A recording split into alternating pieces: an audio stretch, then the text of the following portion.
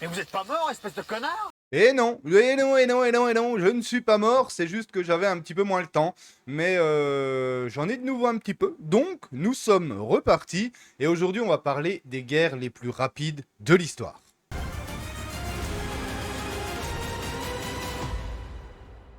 Lorsqu'on pense aux guerres, on imagine des conflits interminables, des tranchées, des bombardements, des années de souffrance. La Première Guerre mondiale a duré 4 ans, la Seconde Guerre mondiale 6 ans. Et certains conflits, comme en Afghanistan, se comptent en décennies. Mais dans l'histoire, certaines guerres ont été si rapides qu'elles semblent presque irréelles.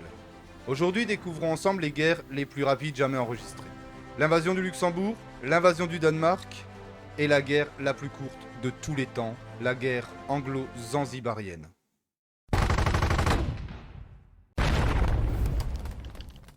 Nous sommes en mai 1940. L'Allemagne d'Hitler s'apprête à attaquer la France et les Pays-Bas. Au milieu de cet affrontement, le Luxembourg, un petit état neutre de seulement 300 000 habitants.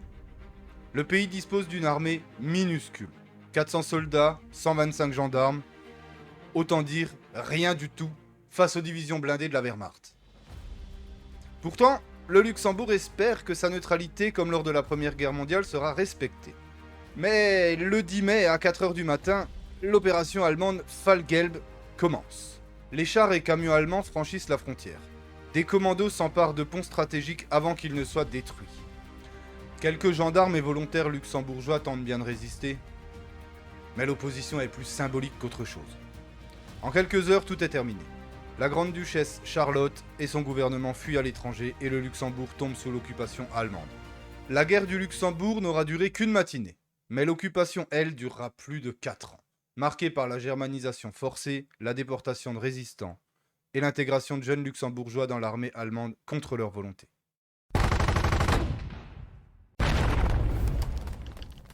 Un mois plus tôt, en avril 1940, c'est le Danemark qui subit l'attaque éclair de l'Allemagne. L'opération Weserübung vise 2 objectifs. D'un côté, occuper la Norvège pour sécuriser les routes maritimes.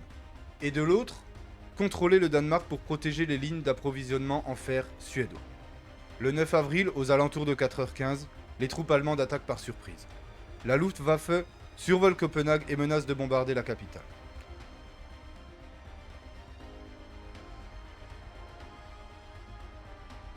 Des parachutistes allemands, une nouveauté pour l'époque, sont largués sur des points stratégiques.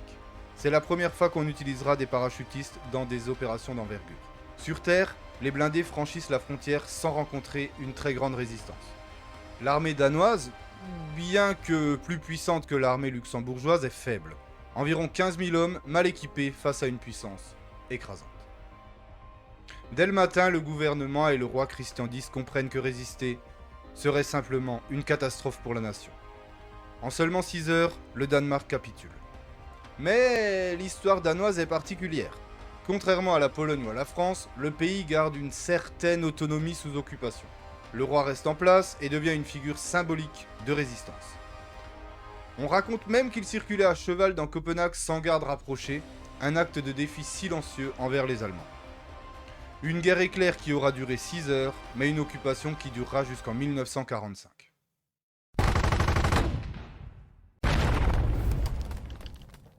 Revenons maintenant un peu plus loin dans le temps en Afrique de l'Est. Nous sommes le 27 août 1896.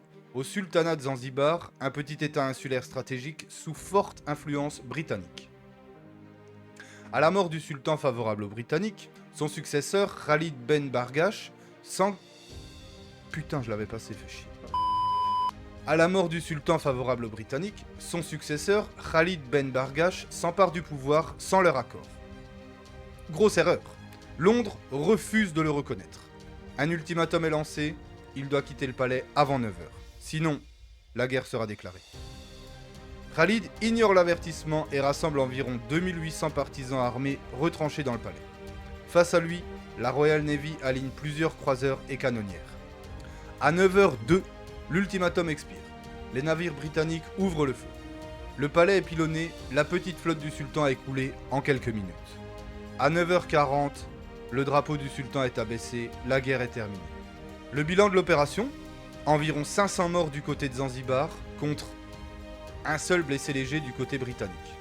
Durée totale du conflit, 38 minutes. La guerre la plus courte de l'histoire.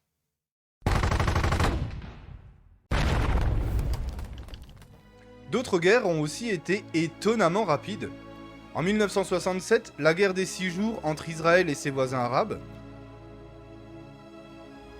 En 1982, la guerre des Malouines entre le Royaume-Uni et l'Argentine, seulement 74 jours.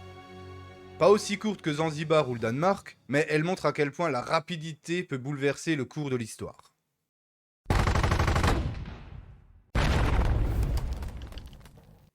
Le Luxembourg en une matinée, le Danemark en 6 heures, Zanzibar en 38 minutes. Ces guerres prouvent que parfois, l'histoire se joue en un instant. Alors n'hésitez pas en commentaire à me dire laquelle de ces histoires vous a le plus surpris, n'hésitez pas à laisser un like si le contenu vous a plu, et bien sûr abonnez-vous si vous voulez encore plus d'histoires. Et en attendant, je vous dis à bientôt. Salut salut.